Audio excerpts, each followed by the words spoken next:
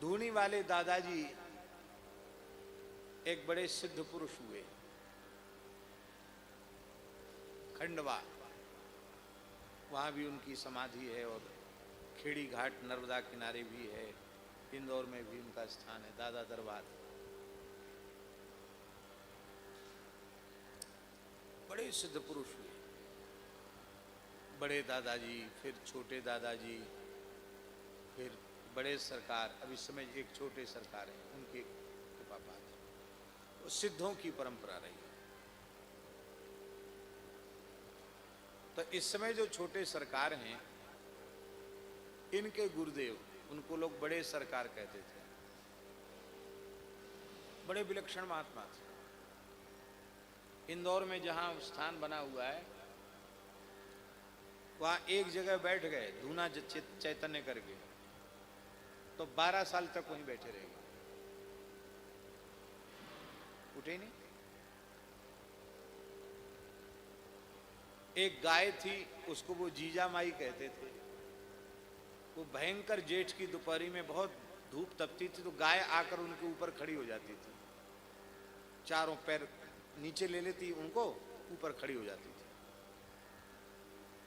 जैसे हम आपसे बात करें, ऐसे गाय उनसे बात करती थी, और लोगों से भी बात करने लगी। उन्हें हाथ जोड़ के कहा, कलयुग है देवी, लोग परेशान। उससे लोग सट्टे का नंबर पूछने लगे गाय से, हमारा नंबर बताओ। बोले तुम्हें लोग परेशान कर देंगे, अब बोलना बंद कर दो। गाय ने बोलना बंद कर दिया। बड़े सिद्ध पुरुष थे, उच्च कोटि के महात्मा, अवधूत थे।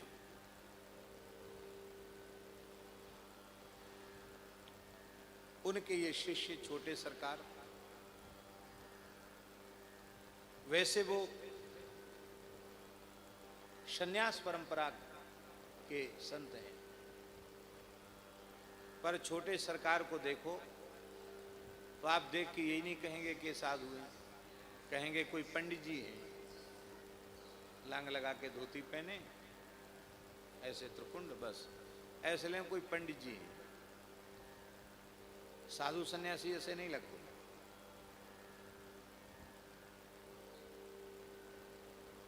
गृहस्थ नहीं है वो, पक्के साधु, बचपन के साधु। क्यों ऐसे रहते हैं? उनके गुरुजी तो ऐसे नहीं थे, ऐसे क्यों रहते हैं? महाराज ने कह दिया,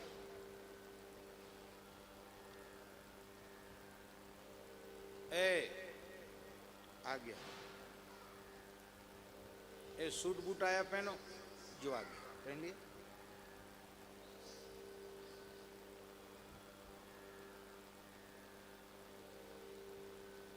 एक बार वो बोले, एक बात बता रहे हैं आज्ञा पालन की बात। एक बार बोले वो बड़े सरकार, और उनकी सेवा में रहते थे, उनको स्नान कराना, वृद्ध थे,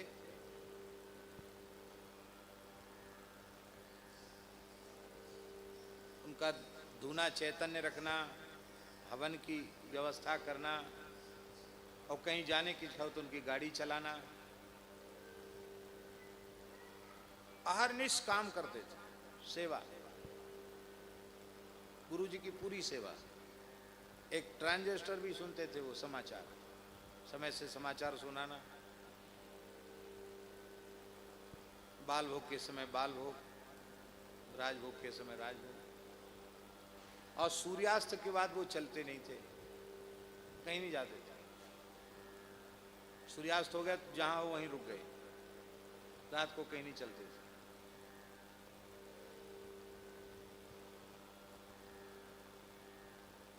लगभग 11 बजे रात्रि को विश्राम में जाते थे।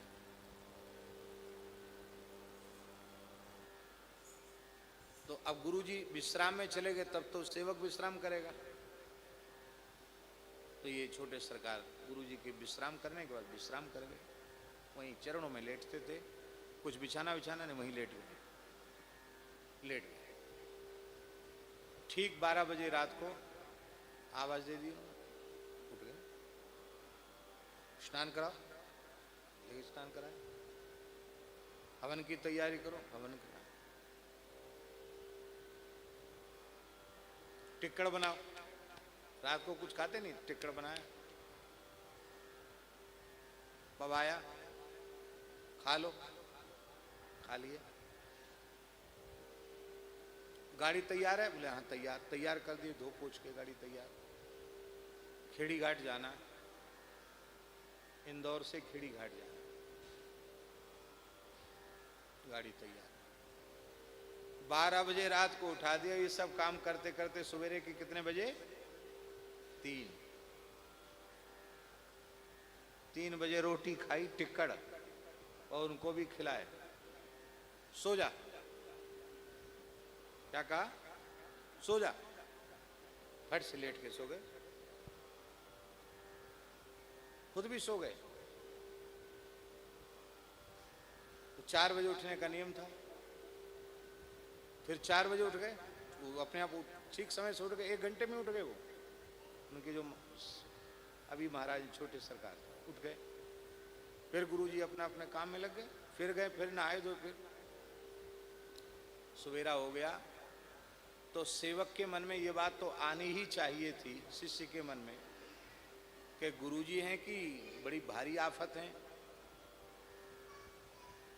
दिन भर तो काम में लगा के रखते हैं, फिर की जैसा नचाते रहते हैं,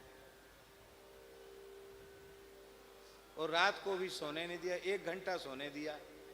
अरे मशीन भी तो विश्राम चाहिए मशीन को।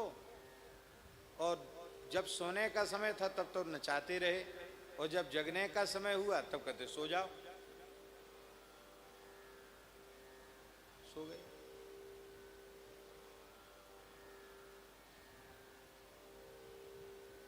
फिर अपना कुछ काम वाम किए, फिर 6 बजे बोले कितना बजा? 6 बजा महाराज, इधर आओ। बोले देखो हम लोग अवधूत हैं, जाना न जाना अपनी इच्छा है, हम तो ये देख रहे थे कि तुम हमारी आज्ञा में कितने खरे हो, हैं? जाना न जाना हमारी इच्छा है, हम ये देख रहे थे कि तुम्हारे मन में भी ये बात आती है कि नहीं, कि गुरुजी कर क्या रहे हैं, इनका नियम रात्रि को जाएंगे, कैसे रात्रि को तो जाते नहीं, और ये खाएंगे रात्रि को खाते भी नहीं, ये सब उल्टा पलटा काम कर, कैसे गुरुजी?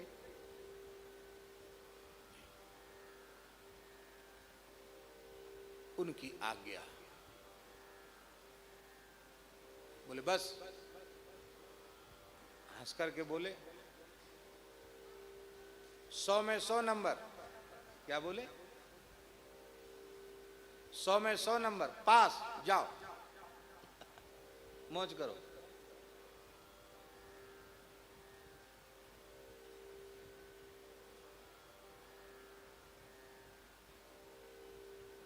आज भी महाराज हम एक बात कहेंगे कि गुरुजनों के प्रति भगवत भाव क्या होता है, इसको उनसे सीखना चाहिए। आज भी गुरुजी की सेज, उनको स्नान कराना, आज भी बाथरूम तैयार कर देना, बाल्टी भर देना, समय जब रहेंगे तब अपने हाथ से आज भी पूरी सेवा करते। प्रत्यक्ष रूप में गुरुजी नहीं है, लेकिन भाव रूप में आज भी पूरी सेवा करते। कहते अपने कुछ नहीं जानते, बस उनको ही जानते।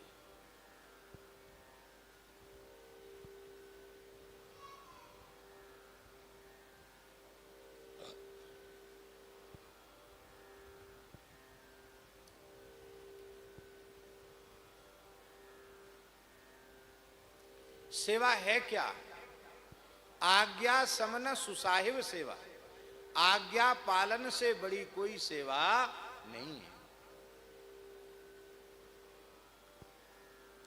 और आज्ञा पालन कहते ही उसको हैं जिसमें अपना कोई आग्रह दुराग्रह न हो।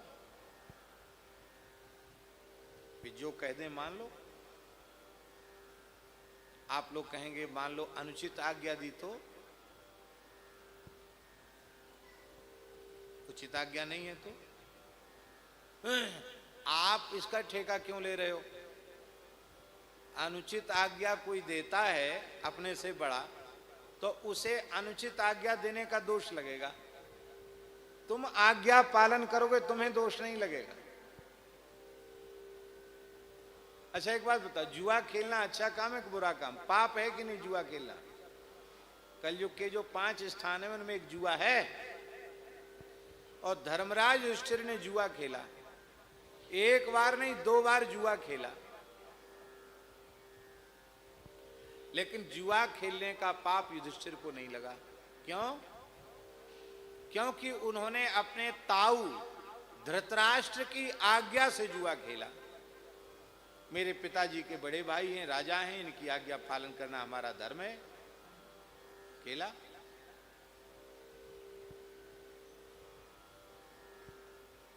युधिष्ठिर का कुछ नहीं बिगड़ा, 5 पांडवों में से किसी का भी बाल बांका नहीं हुआ। और अनुचित आज्ञा देने वाले धृतराष्ट्र के सामने ही 1-2 नहीं 100 पुत्रों में से एक पुत्र भी जलदान के लिए नहीं बचा। 100 के 100 मारे गए। अनुचित आज्ञा देने वाले को उसका दुष्परिणाम भोगना पड़ा, आज्ञा पालन करने वाले को नहीं भोगना पड़ा।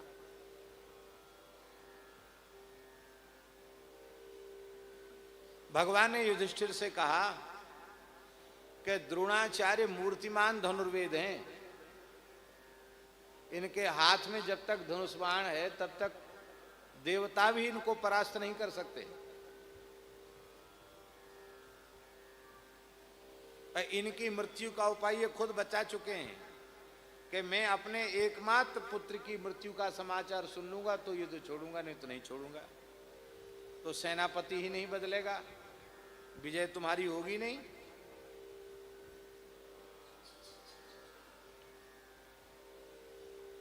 भीमसेन ने अश्वत्थामा नाम के हाथी को मार दिया। बोले अब तुम बोल दो कि अश्वत्थामा मर गया, क्योंकि दूसरे की बात को वो झूठ मानेंगे, तुम सत्यवादी हो, तुम्हारी बात सच्ची मानी जाएगी, बोल दो। युधिष्ठिर को कहना चाहिए था कि चाहे विजय हो चाहे न हो, पराजय ही हो जाए, पर मैं झूठ तो नहीं बोलूंगा, आपके कहने से भी झूठ नहीं बोलूंगा। या तो ये कह देते, या फिर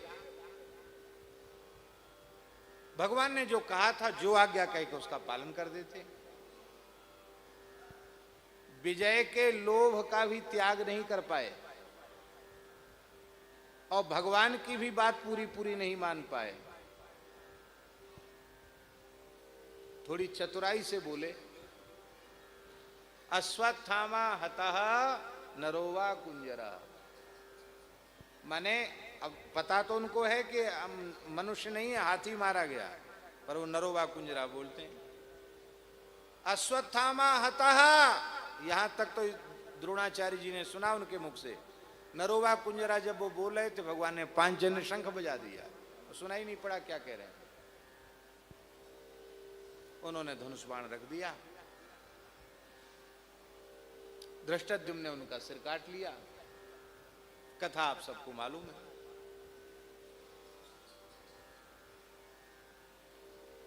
ऐसे धर्मराज युधिष्ठिर को आधा झूठ बोलने का परिणाम यह हुआ कि उनका रथ जो था ना, वो धरती से ऊपर चलता था 4 अंगुल, सट के चलने लग गया। उनका तेजस्वी मुखमंडल एक क्षण के लिए श्याम हो गया। इतना झूठ का दुष्परिणाम, और उसके कारण युधिष्ठिर को नरक का दृश्य देखना पड़ा।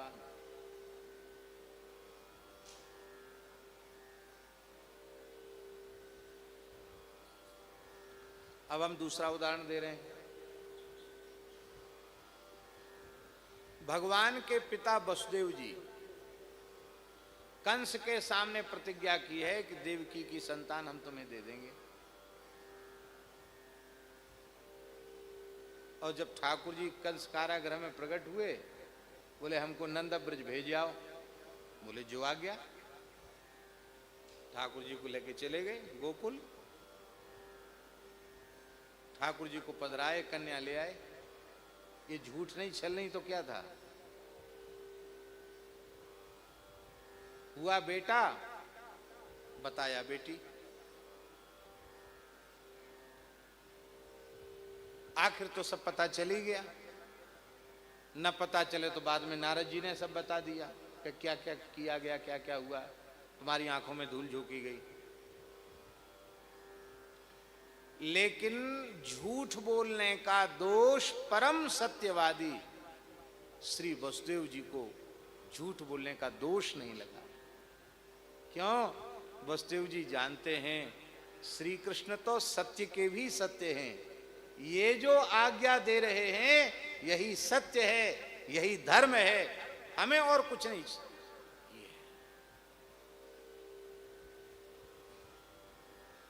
युधिष्ठिर ने आज्ञा पालन नहीं किया तो उनको दोष लगा, वसुदेव जी ने आज्ञा पालन किया, कोई दोष नहीं लगा। आज्ञा पालन की बहुत भारी नहीं।